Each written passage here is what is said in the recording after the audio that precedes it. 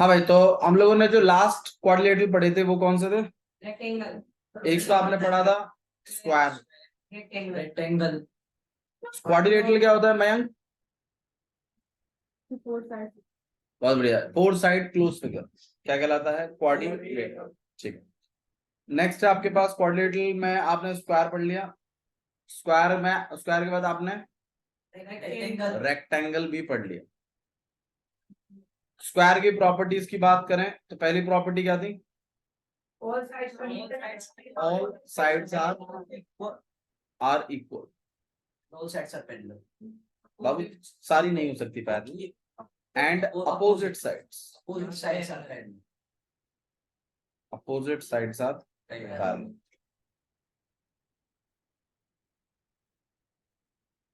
Next point क्या था? All angles are बहुत बढ़िया, all angles are next diagonals are equal. Diagonals are equal. Next है diagonals bisect each other at 90. diagonal bisect each other at 90 degree. ये आपका सब किसका प्रॉपर्टीज है? स्क्वायर की। हाँ भाई, रेक्टेंगल के बारे में बताइए। Rectangle opposite side are equal and parallel. opposite sides are equal and and parallel. Opposite side जो है वो इक्वल है और पैरेलल है। किसकी? रेक्टेंगल। बाबू 90 डिग्री है, एट 90 डिग्री। ठीक है। हाँ जी, next all angles are 90 degree. Next diagonals are same. कौन कौन से सेम? तीन चार ए रक्षा तू बता। तीन सेम। गलत, दो सेम। तीन सेम मतलब पहली वाली अलग है, पहली वाली अलग है और लास्ट वाली अलग है, बाकी सेकंड वाली सेम है। देखो, all angles are 90 degree, all angles are. Third वाली देखिए, diagonals are equal, diagonals are. बीच की दो सेम है बस, बाकी की पहली वाली अलग है। इसमें देखो अपोजिट साइड इक्वल और पैरेलल है, और इसमें all sides are equal and opposite sides are parallel. चारों साइडें इक्वल हैं किसमें? स्क्वायर में। और अपोजिट साइडें कैसी हैं? पैरेलल हैं। जबकि रेक्टेंगल में अपोजिट साइड्स कैसी हैं? इक्वल है और पैरेलल। ठीक है, समझ में आया? अच्छा जी, नेक्स्ट है लास्ट वाला पॉइंट देख रहे हैं हम। हाँ जी, लास्ट वाला एनी आइडिया? बिल्कुल, diagonals bisect but do not at 90. each other But not in just giving an extra not बस, एक्स्ट्रा है ही नहीं। डायगोनल बाइसेक्ट ईच अदर, 90 और उसका है diagonal bisect each other at 90. तो स्क्वायर और रेक्टेंगल में डिफरेंस है, और वो भी पहली और लास्ट वाली प्रॉपर्टी को लेकर। ठीक है, तो नेक्स्ट हमारे पास जो क्वाड्रिलेटरल आया है वो सुन लीजिए क्या है। वो है आपके पास पैरेललोग्राम और रोम्बस। इन्हीं चार क्वाड्रिलेटरल्स पे आपका पूरा चैप्टर है, और जिसको ये चारों आ गए प्रॉपर्टी बढ़िया से कंठस्थ, उसको ये चैप्टर ही आ गया। बस इतना ही प्रॉपर्टीज आनी चाहिए, बाकी फिर कुछ कंसेप्ट्स हैं वो हम सीखेंगे। करें शुरू? आइए पैरेललोग्राम के बारे में पहले बात करेंगे। देखो, पैरेललोग्राम जो है ना, वो चाचा का लड़का है रेक्टेंगल का, वो चचेरा भैया है। ठीक है, देखो पैरेललोग्राम एक्चुअली में क्या था ना कि इस तरीके से,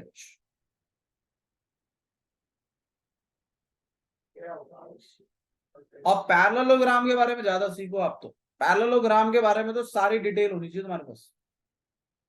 आइए पैरेललोग्राम की प्रॉपर्टीज को देखते हैं। यहाँ पर ए बी सी और यहाँ पर तो पैरेललोग्राम की सबसे पहली प्रॉपर्टी है वो साइड्स के रिगार्डिंग थी। तो अपोजिट साइड्स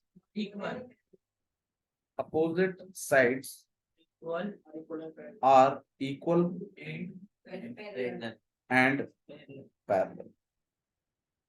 जो अपोजिट साइड्स हैं वो इक्वल है और पैरेलल और पैरेलल भी है।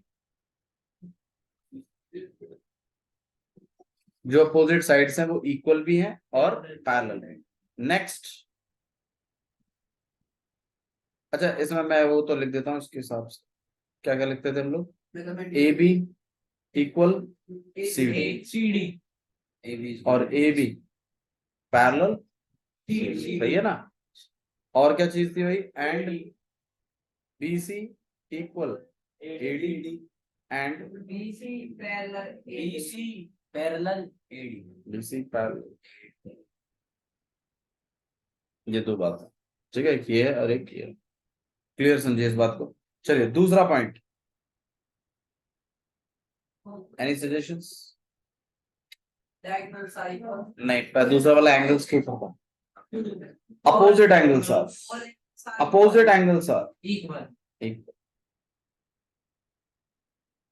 Opposite angles are equal equal. किसके अंडर है? पैरेललोग्राम। पैरेललोग्राम। पहली प्रॉपर्टी क्या है? Opposite sides are equal and parallel opposite sides are equal and parallel, ये पैरेललोग्राम के अंडर है। दूसरा है opposite angles are equal. All angles 90 नहीं है, अपोजिट एंगल्स कैसे हैं? इक्वल है। अरे बहुत मजा आएगा, कल देखना था कल कुछ ना मेरे से दोबारा रखेंगे, तो इसको दोबारा धुआं उड़ा देगा मुझे। इसी का ही इसका ही चारों का, वो पुरानी पहले दो अब ये दो। आप दो क्यों? कौन से चैप्टर के हैं वो? भाई साहब जो पढ़ाया बेसिक ही पूछ रहे हैं। अब तो ऑर्थो सेंटर सेंट्रोइड और आ गए। क्या होता है? और सेंटर भी जो एंटीट्यूड होते हैं ना, उस ट्रायंगल के सारे पॉइंट, बीच वाले पॉइंट जब मिलते हैं उसे और सेंटर कहते हैं। जहां तीनों के तीनों ऑल्टीट्यूड, आप बता दीजिएगा ना ऑल्टीट्यूड सर। ठीक है, सही है या कल करेंगे, मजा कल आएगा। चलो अपोजिट एंगल्स आर एक। और सुनो, अगर कल तू बच गया तो मैं ये चार भी छोड़ दूंगा तेरे। शांत आ गई है। और अगर तू नहीं बच पाया तो ये चार भी ले लेना साथ। बाबू यहाँ से चेयर बोला तो सुन तो ये तो आया। एक काम करो नवीन, एक चेयर भैया को दे दो, आप यहाँ से ले लो।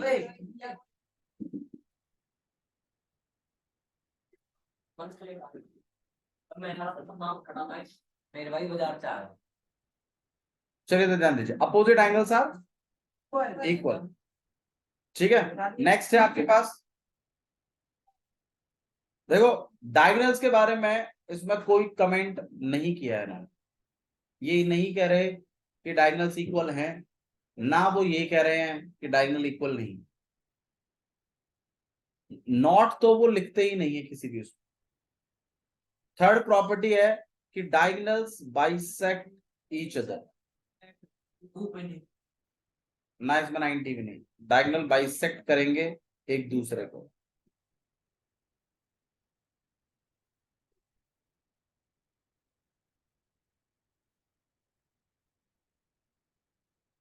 मतलब अपोजिट एंगल्स आर इक्वल, मतलब एंगल ए किसके इक्वल है? एंगल सी के। और एंगल बी किसके इक्वल है? Angle B. और नेक्स्ट है आपके पास डायगोनल्स बाइसेक्ट ईच अदर। आइए इसको भी लिखवा दो, बताओ भाई क्या क्या लिखूं फिर इसमें? AC नहीं बाबू, इक्वल टू और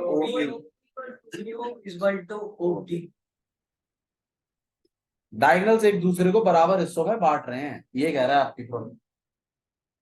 तो डायगोनल्स अगर एक दूसरे को बराबर हिस्सों में बांट रहे हैं तो इसका मतलब AO किसके इक्वल है? OC के। DO किसके इक्वल है? OB। ये क्या AC और BD इक्वल है?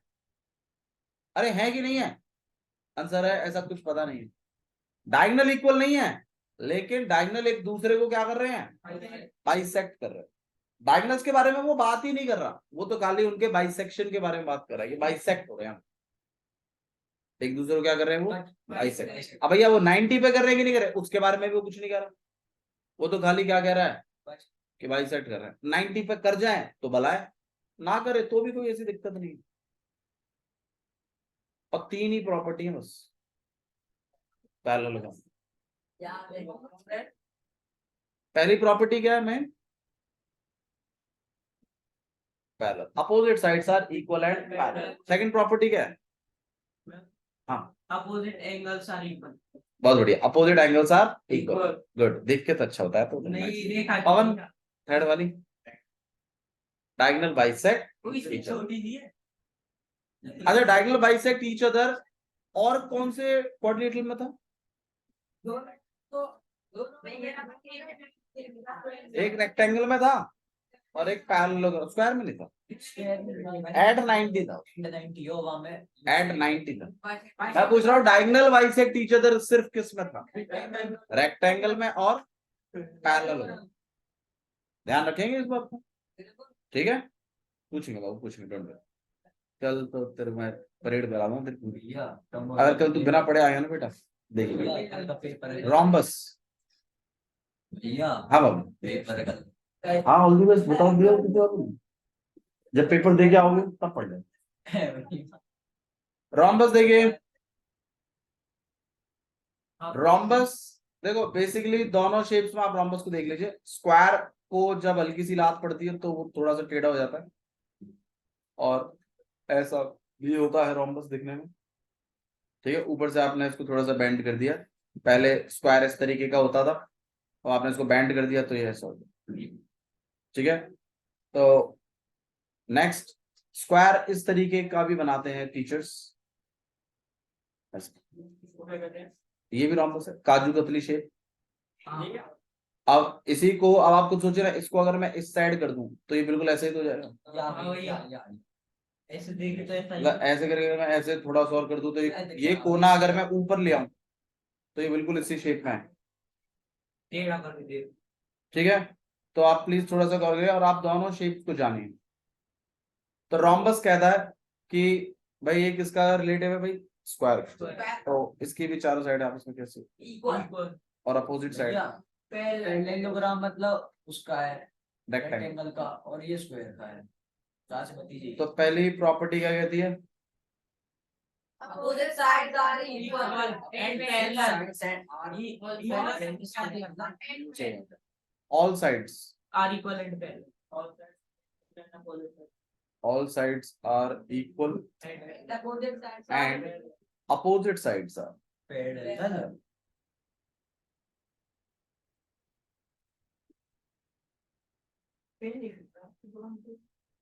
हाँ भाई, मैथमेटिकल बताओ उसका। A B equal to C.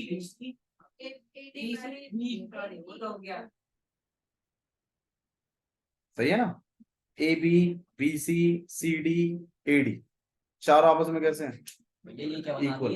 D के यहाँ पे वो हटा दिया, तो A B, B C, C D और ए डी। ये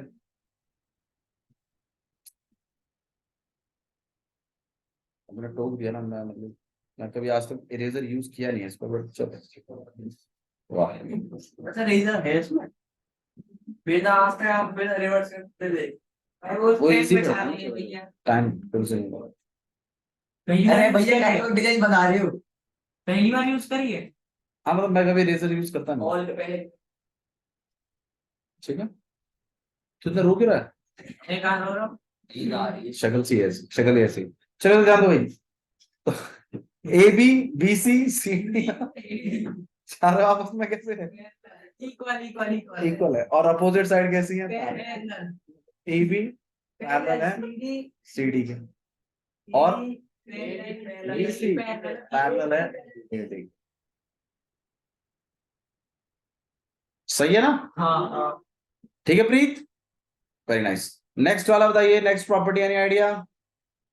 अपोजिट एंगल्स आर, अच्छा अपोजिट एंगल्स और किसके इक्वल थे भाई? और 90 वाले किसके थे? थोड़ा धीरे बोलो, वहां तक आवाज जा रही है, थोड़ा सा धीरे बोलो। हाँ भाई, अपोजिट एंगल्स आर इक्वल,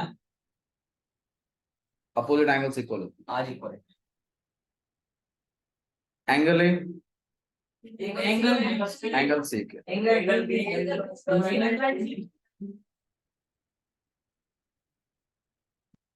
ठीक है। अच्छा जी, next, diagonal bisect each other. इसमें भी डायगोनल्स इक्वल का कोई हिसाब किताब नहीं। और वैसे भी अगर आपको मैं थोड़ा सा और यहाँ बताऊं तो देखो, काजू कतली ना ऐसे लंबा होता है और ऐसे चौड़ा चौड़ा छोटा होता है, अगर आपने कभी खाई हो तो ये वाला जो डायगोनल है ये थोड़ा सा लंबा होता है। करके देखो किसी दिन खाऊंगा। आप ऐसे नाप लेना स्केल से, मम्मी बहुत मारी थी लेकिन नहीं खानी, इधर देते। हाँ भाई, तो ये वाला जो डायगोनल है ये थोड़ा सा बड़ा होगा और ये वाला डायगोनल थोड़ा सा छोटा होगा। तो डायगोनल्स इक्वल का तो कोई मतलब इसमें, वो डायगोनल के बारे में वो कमेंट ही नहीं कर रहे, वो ये भी नहीं कह रहे कि इक्वल नहीं है, वो ये भी नहीं कह रहे कि इक्वल है, ठीक है। तो डायगोनल्स के बारे में उन्होंने कोई कमेंट नहीं किया, बल्कि ये चीज कही है कि डायगोनल एक दूसरे को क्या करते हैं, बाइसेक्ट कर देते हैं, और वो भी 90 डिग्री पर। ये अच्छी बात करिए, ये बहुत अच्छी बात कही आप, ठीक है। तो आइए नेक्स्ट पॉइंट लिख देते हैं, क्या है भाई। अच्छा, यहाँ पर भी आप चाहो तो बना सकते हो, जैसे यहाँ ए है, यहाँ बी है, यहाँ सी है और ये डी है और यहाँ पर ओ है। तो आप खुद ही देखिए, देखो बन रहा है ना 90। अच्छा, एक काम करते हैं, मैं इसको एंगल 1, इसको एंगल 2, 3 4 और एंगल 4, ताकि हम इसको जब मैथमेटिकली लिखें तो हमें कोई दिक्कत ना हो। हाँ भाई, क्या लिखा है भाई यहाँ पर, थर्ड प्रॉपर्टी क्या है? एंगल नहीं यार, diagonal diagonal bisect each other at 90 diagonal bisect each other at 90 90 degree. हाँ भाई, तो हिसाब से एओ किसके इक्वल होना चाहिए, ओसी के और बीओ इक्वल होना चाहिए ओडी के, और एंगल 1 इक्वल होना चाहिए एंगल 3 एंगल 2 हाँ एंगल 3 और एंगल 4, चारों इक्वल होना चाहिए किसके, ठीक है। तो आपके डायगोनल्स भी बाइसेक्ट कर गए और आपके एंगल्स भी 90 डिग्री पर हो गए। किसी को इश्यू है यहाँ तक बताइए। तो ये 4 क्वाड्रिलेटरल्स हैं आपके पास। एक और बड़ा ही प्यारा क्वाड्रिलेटरल है आप सबका फेवरेट, हालांकि है तो काइट भी, और एक और भी होता है ट्रेपीजियम, ठीक है। नेक्स्ट जो है क्वाड्रिलेटरल है वो है ट्रेपीजियम। भैया वही जो ऐसा होता पिरामिड सा। हाँ, ट्रेपीजियम में दो, मतलब ट्रेपीजियम दो तरीके के होते हैं। एक तो नॉर्मल ट्रेपीजियम होता है, एक होता है आइसोसेलेसिस ट्रेपीजियम। सीख लीजिए भाई, आइसोसेलेसिस ट्रेपीजियम नहीं है, ट्रेपीजियम। बाबू, इन पे कल बनेंगे क्वेश्चंस। भैया सही से बताओ पेपर में हाँ, आप पढ़ लेना बाबू, आप अपना घर जाना, पेपर की तैयारी करो, कल पेपर देना, उसके बाद जब वापस आओगे फिर पढ़ना। 5 बजे आऊंगा, 5 बजे 4 आते या हैं? 5 में। हाँ इसलिए आऊंगा लेट आता हूँ। भैया भैया तो आपको सही रहेगा। अरे भैया सही में इतनी आवाज पेपर मेरे भाई की सीमेंट में मैं डीपीएस वाले बड़े हूँ चेंज कर दी। तो ये मतलब डीपीएस टू डीपीएस नीचे टनल से कनेक्ट नहीं होते ये लोग, यहाँ टनल कनेक्ट होंगे। टोल बचाते हैं। चले कोई बात नहीं, ट्रेपीजियम पे बात करें हम लोग, तो इस तरीके से हो गया। मुझे तो ऐसा लग रहा था वो धूम 2 बजे से ऋतिक निकलता है ना ऐसा, ना बस आवे अकेले भी जाता है यहाँ पलवल से, बस ज्यादा, लेकिन ये वाला सीवर ब्लॉक है। चलो तो देखो, तो यहाँ पर ए बी सी डी का है आपके पास, एक ट्रेपीजियम है। तो ट्रेपीजियम में सिर्फ एक ही प्रॉपर्टी है, दो, ट्रेपीजियम में एक ही प्रॉपर्टी है, one pair of opposite side, one pair of opposite side are parallel, बस one pair of opposite sides are parallel ये प्रॉपर्टी है, तो ये वाली लाइन इस वाली लाइन की क्या होती है? Parallel parallel. ठीक है, ये ट्रेपीजियम में, आइसोसेलेसिस ट्रेपीजियम में देखिए दो प्रॉपर्टीज आती हैं। हाँ जी, इसमें एक। तो आइसोसेलेसिस ट्रेपीजियम के अंदर दो प्रॉपर्टीज हैं आपके पास। अरे इधर ना, इधर ना। आइसोसेलेसिस ट्रेपीजियम में दो प्रॉपर्टीज हैं आपके पास। ये सेम ही है। हाँ सेम ना सुन तो लो यार, कि इसमें one pair of opposite side कैसा होता है? पैरेलल। और जो नॉन पैरेलल साइड्स है ना, वो आपस में इक्वल। हाँ जी, बोले। तो पहली प्रॉपर्टी है कि ए बी जो है वो पैरेलल है किसके? डीसी के सी डी के या डी सी के। और दूसरा है ए डी नहीं यार, हाँ A D, B C equal to BC. जो नॉन पैरेलल साइड्स वो आपस में इक्वल होती है। ऐसा कारनामा कौन से ट्रेपीजियम में होता है? ट्रेपीजियम। ठीक है, अच्छा जी। लास्ट आपके पास है काइट। भैया उसके बहुत लिखवाए नहीं, भैया उसके बहुत लिखवाए नहीं। क्या? वो क्या डेफिनेशंस डेफिनेशंस देख लीजिए। अभी तो फिलहाल समझाया था, डेफिनेशन लिख देते हैं। यहाँ लिख देते हैं, यहाँ थोड़ा सा साफ सुथरा माहौल है। अरे कोई बात नहीं, मैथमेटिकल स्टेटमेंट्स अलग मानते हैं, ये डेफिनेशन अलग मानते हैं।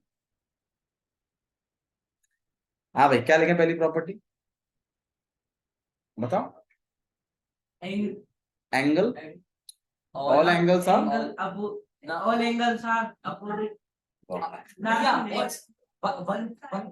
parallel side. One pair of One pair of parallel. One pair of sides Parallel. Are parallel. Equal नहीं होता, एकदम यहाँ ठीक है। तो वन पेयर ऑफ, opposite. ये हम कौन से उसकी लिख रहे हैं? अच्छा हुआ है, इसमें जो लाइन से पानी होता। वन पेयर ऑफ, बता भाई। क्या pair of? ए यार, एक तो यार तू बताता नहीं है यार। यहाँ पे तुम्हारी बैठा हूँ, भेजो। तो यहाँ नहीं, इसलिए मैंने डंडा लाऊंगा, उसको उठाऊंगा इसे। यार बैठा है, बता नहीं रहा है, बता। pair of क्या फिर नहीं बोल रहा। भूल गया भैया। One pair of side are मजाक से मैं कर रहा हूँ, बकवास नहीं। One pair of opposite side, opposite sides are parallel. Parallel. तुम्हारे नहीं याद ना? One pair of opposite side are Parallel. Next. Non parallel sides, Are बिल्कुल non parallel sides are equal. Parallel sides Are equal. Are Equal. ये किसकी property है? Isosceles. बहुत बढ़िया। लास्ट है आपके पास Simple. काइट। Kite. इसके बाद ये जो हम जो भी पढ़ा रहे हैं आपको, चिंता मत करिए, ये आपका 9th क्लास का नहीं है मामला, ये मामला है 8th क्लास। क्या? हाँ पढ़ाया होगा, वो रिवाइज कराया होगा आपका। हाँ, और आपको जो 9th क्लास में, उसको हम थोड़ा सा डिस्कस करेंगे। अभी फिलहाल के लिए काइट को कवर कर लेते हैं हम। काइट में देखो, काइट जो होती है वो कुछ इस तरीके की होती है। इतनी बड़ी तो भी नीचे से ऐसी होती नहीं, आजकल जो काइट आ रही है, आपने गौर किया होगा, वो अभी ऐसी नहीं। 50 रुपये का भैया। हाँ, तो यहाँ पर गौर करिए, यहाँ पर ये बी है, यहाँ पे ये सी है, और ये डी है। तो इसके जो एडजेसेंट, एडजेसेंट क्या होता है? जो भैया एक साथ एक मिनट भैया, एडजेसेंट क्या? एक साइड से, जैसे ये हर साइड एडजेसेंट क्या होता है? ये वाला पॉइंट है और नीचे वाले पॉइंट पे करेंगे ना भैया। मयंक, एडजेसेंट क्या होता है? हाँ, नेबर, साथ वाला, उसको एडजेसेंट बोलते हैं। जैसे शिवम का एडजेसेंट कौन है? ये मयंक, आदित्य और प्रीत। पीछे वाला भी होता है। मेरा यू है और देन आपके ठीक है, तो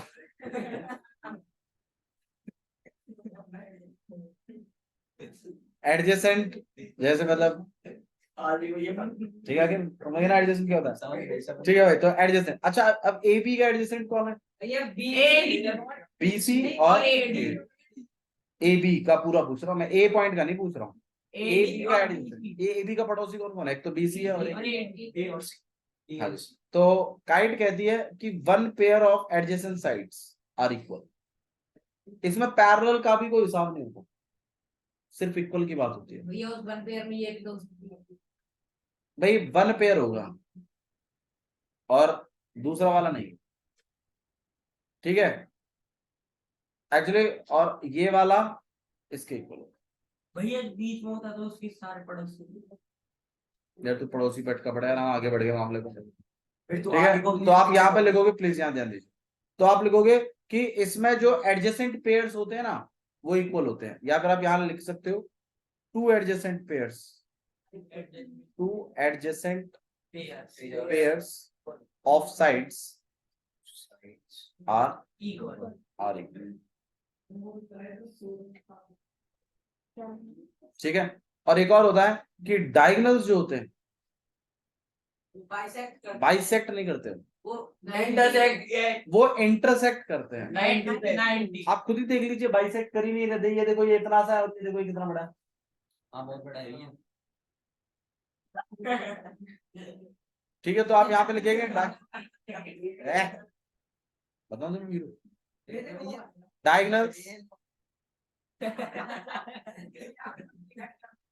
डायगोनल्स इंटरसेक्ट एट, इसलिए मैंने यहाँ बाइसेक्ट नहीं लिखा है, इंटरसेक्ट लिखा है। इंटरसेक्ट का मतलब क्या होता है भाई? कट करना। अब वो बराबर हिस्सों में नहीं बट रहा, बस वो कट हो रहा है। तो डायगोनल्स इंटरसेक्ट एट 90 डिग्री। ठीक है, तो एक ये है और एक, तो ये यहाँ पे 90 बने। दो ही है भैया, हाँ जी।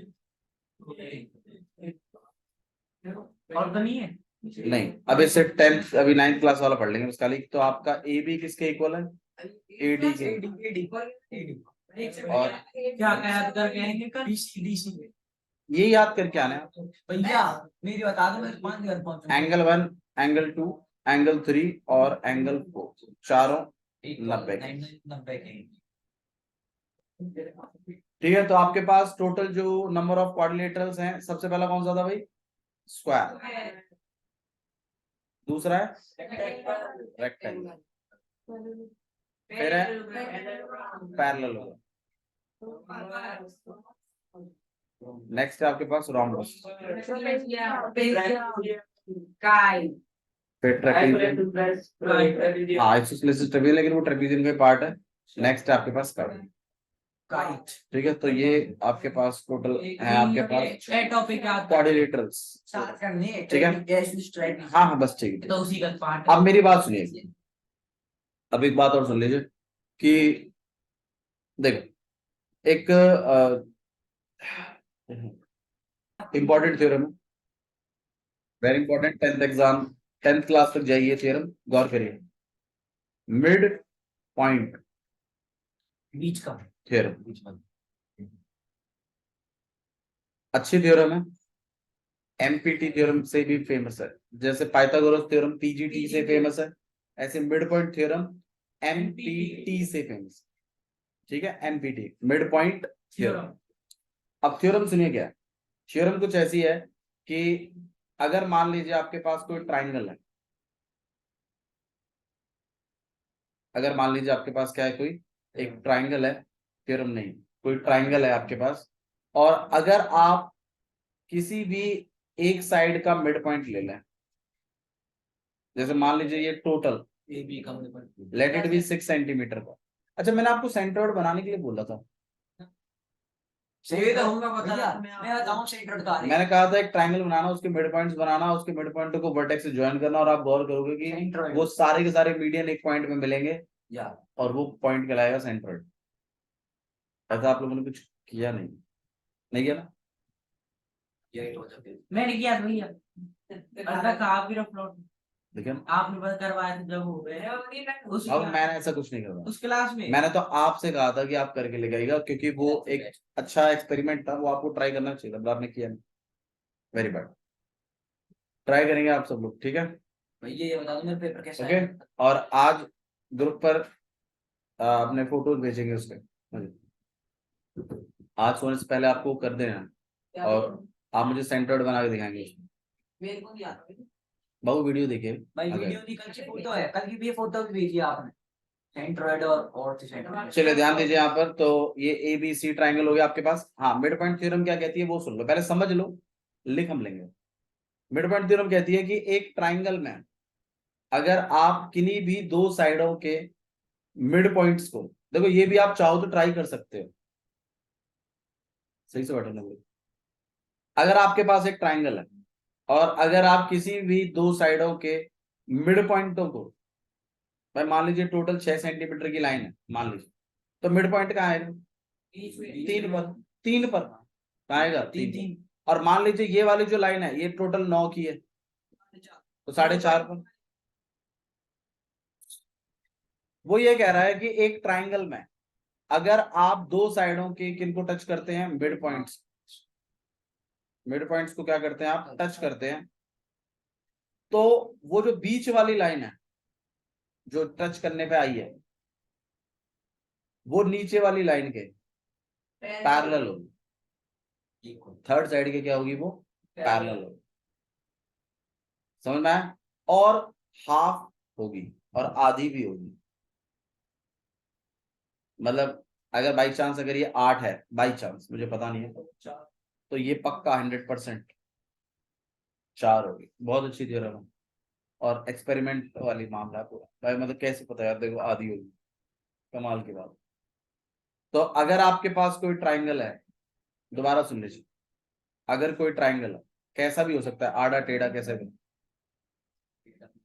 मैं तो चाहता हूँ आप ऐसा बनाइए जिसमें थोड़ी सी दिक्कत हो, जिसमें पैरेलल ना भी आ रही है। पैरेलल क्या होता है शिवा? एक दूसरे को, एक दूसरे को इंटरसेक्ट नहीं करती, ले एक दूसरे को नहीं काटती। ओके, एक दूसरे को नहीं काटेगा। जैसे मान लीजिए एक ऐसा ट्राइंगल बना दिया आप, और आप एक को नाम दे दीजिए, लेट इट बी पी, यहाँ पे क्यू और ये आर। अगर आप किन्हीं भी दो मिड पॉइंट हो, मतलब एक तो इस लाइन का पी क्यू का मिड पॉइंट और एक पी आर का मिड पॉइंट, तो जैसे ही आप इन मिड पॉइंटों को ज्वाइन करोगे तो जो लाइन बनेगी ना आपको वो दिखेगी कि वो इस वाली लाइन के कतई पैरेलल, पहली बार, और दूसरी इस वाली लाइन के आधी भी है। तो दो काम आपको करना है, एक तो आपको सेंटर्ड बनाना है और एक आपको ये चीज, और आपको उसकी लेंथ भी नापनी है स्केल से कि वाकई में ये आधी है या ऐसी ड्रामेबाजी चल रही है उसका। ठीक है, सेंट्रोइड बनाना मैं सिखा देता हूँ। सेंट्रोइड बनाने के लिए मैंने आपसे कहा था पहले तो सेंट्रोइड समझो होता क्या है। क्या होता है नवीन सेंट्रोइड?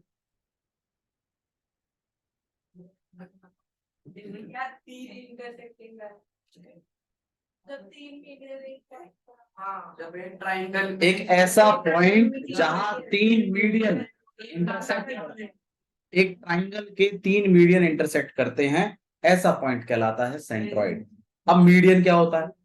मीडियन एक लाइन सेगमेंट है जो कि एक वर्टेक्स और अपोजिट साइड के मिड पॉइंट पे टच होता है। फॉर एग्जांपल जैसे मान लीजिए ये एक ट्राइंगल हो गया, वर्टेक्स ये है मान लीजिए ए, इसकी अपोजिट साइड बीसी है, बीसी है, इस वर्टेक्स की अपोजिट साइड कौन सी है? बीसी। तो इस वर्टेक्स से अपोजिट साइड का बीच वाला पॉइंट वो कतई इसके नीचे होगा, पता नहीं, कहीं भी हो सकता है। पर अगर मान लीजिए ये टोटल लाइन है तो एक बात तो कंफर्म है कि स्केल से मैं 4.5 पे मिड पॉइंट बना सकता हूं। तो अगर आप इसके मिड पॉइंट को ज्वाइन करें तो ये वाली जो लाइन बनेगी एडी, ये क्या है? मीडियन है। तो मीडियन क्या होती है? एक लाइन सेगमेंट जो कि एक वर्टेक्स और अपोजिट साइड के मिड पॉइंट के बीच में बनती है। अच्छा, इसी तरीके से बी भी क्या है? एक वर्टेक्स है। और ए सी क्या है? इसका मिड पॉइंट है, मतलब एसी का मिड पॉइंट बना। और फिर आप ऐसे इसको भी क्या कराओगे? टच कराओगे। सही है। और ऐसे सी भी क्या है? एक वर्टेक्स।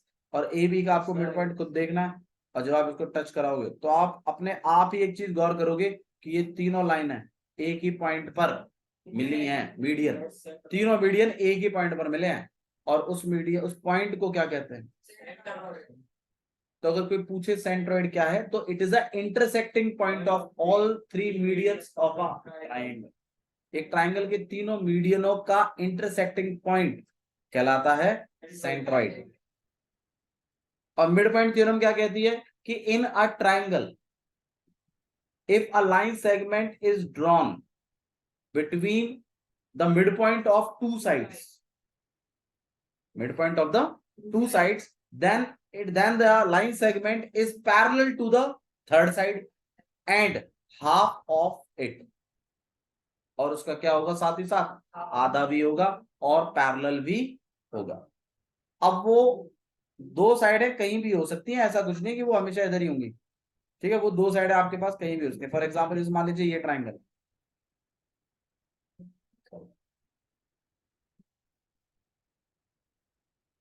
मान लीजिए ये एक मिड पॉइंट हो गया और एक मिड पॉइंट ये हो गया, तो इन दोनों को भी अगर ज्वाइन किया जाए तो ये वाला जो लाइन है ये आपकी थर्ड साइड की क्या होगी? पैरेलल होगी, और इसके ही आधी भी।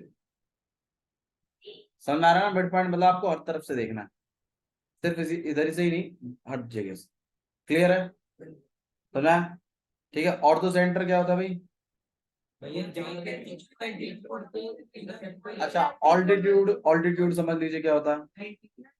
बिल्कुल, ऑल्टीट्यूड का मतलब हो गया जैसे आपके पास एक ट्राइंगल है, बता दिया तो भैया आपने, तो जैसे तीन वर्टेक्स हैं, अब अगर आप एक वर्टेक्स से अपोजिट साइड पे सीधी सीधी लाइन घेरो, भैया पिछली वाली लाइन और इस लाइन में क्या फर्क है? जो पिछली वाली लाइन थी ना वो मिड पॉइंट पे गिर रही थी, ये वाली जो लाइन है ना ये सीधी सीधी गिर रही है, मतलब 90 डिग्री डिस्टेंस बताती है। तो 90 डिग्री डिस्टेंस बताने वाली लाइन एक वर्टेक्स से अपोजिट साइड के बीच में 90 डिग्री डिस्टेंस जो बताती है, परपेंडिकुलर डिस्टेंस, वो कहलाते हैं ऑल्टीट्यूड्स। तो ऐसे भी अब बी से भी क्या बनेगा? एक ऑल्टीट्यूड बनेगा, बिल्कुल बनेगा, और लेट इट बी ई। और ऐसे ही सी से भी क्या बनेगा? एक ऑल्टीट्यूड बनेगा, और लेट इट बी डी। और आप खुद गौर करोगे कि ये तीनों ऑल्टीट्यूड भी एक ही पॉइंट पे मिलते हैं, और इस पॉइंट को बोला जाता है और तो सेंटर। क्या बोलते हैं इसको हम? ऑर्थो। ठीक है, तो सेंट्रोइड और ऑर्थो सेंटर। सेंट्रोइड क्या होता है? जो तीन होती है triangle sides A B C, और सेंटर होता है ना, तीनों मीडियनों का इंटरसेक्टिंग पॉइंट कहलाता है सेंट्रोइड। तीनों ऑल्टीट्यूडों का इंटरसेक्टिंग पॉइंट कहलाता है ऑर्थो। ओरिजिन क्या होता है? लव। हाँ भैया मैं ही बताया, मैं। देखो दो एक्सेस होती है आपके पास ग्राफ में, एक एक्स एक्सेस एक वाई एक्सेस। दोनों ही एक्सेस को कोऑर्डिनेट एक्सेस के नाम से जाना जाता है। दोनों एक्सेस जहां इंटरसेक्ट करती हैं उसको ओरिजिन कहते हैं। फॉर एग्जाम्पल जैसे मान लीजिए ये एक्स एक्सेस और ये वाई एक्सेस, तो ये दोनों एक्सेस जहां मीट करती उस पॉइंट को बोला जाता है ये एक्स एक्सेस है और ये वाई एक्सेस है। जहां मीट करती हैं ये पॉइंट कहलाता है आपके पास डिनोटेड बाय ओ। ओ होता है, ये जीरो नहीं होता पहले बात, और इसके कोऑर्डिनेट होते हैं 0,0। और इन दोनों एक्सेस को एक स्पेशल नाम से बुलाते हैं कोऑर्डिनेट एक्सेस। क्यों बुलाते हैं इसको कोऑर्डिनेट एक्सेस के नाम से? क्योंकि ये पॉइंटों के कोऑर्डिनेट बताने में मदद करती हैं। बाबू घुस जाएगा भेजे में, बार बार पढ़ने से। भाई जो हमारे में घुस गया तुम्हारे में क्यों नहीं घुसेगा?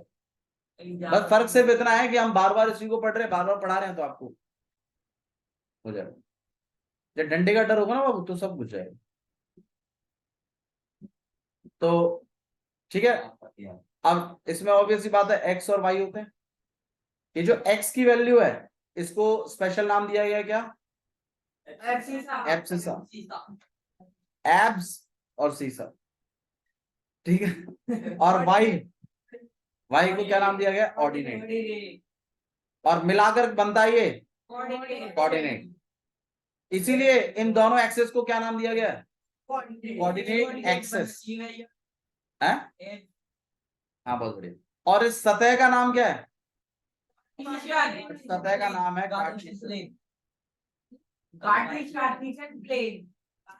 Cartesian plane. ठीक है, जा सकते हैं हम लोग।